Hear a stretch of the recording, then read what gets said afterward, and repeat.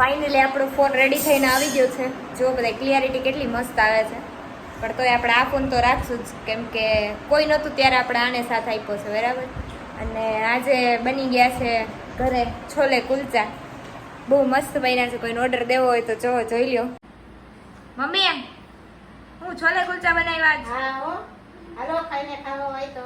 કોઈને ખાવા હોય તો આવી જાવ. 50 રૂપિયાની પ્લેટ છે ખાલી. જો અહીંયા તો આવી જ ગયા છે. આ બધા તો 50 માં ખાવા આવી ગયા. આને તો જો 50 વાળી પ્લેટ તો ફાવશે ને. યાર કેટલી પ્લેટ ખાઈશ તું? 2-3 આવી લીધા હે.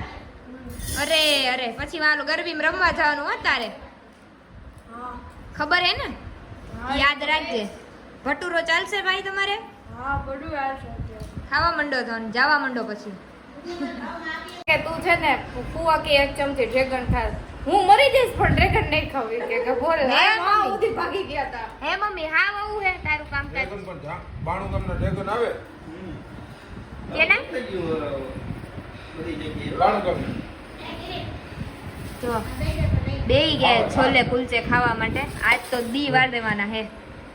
કેટલા ખાધા કે 5-6 ખવાઈ ગયા કે નહીં? ધીમે ધીમે ચાલો. વધારે ગયા. નાન બનાવજો ભાઈ. નાન હાલો 1 નંબરમાં નાન આવવા દેજો.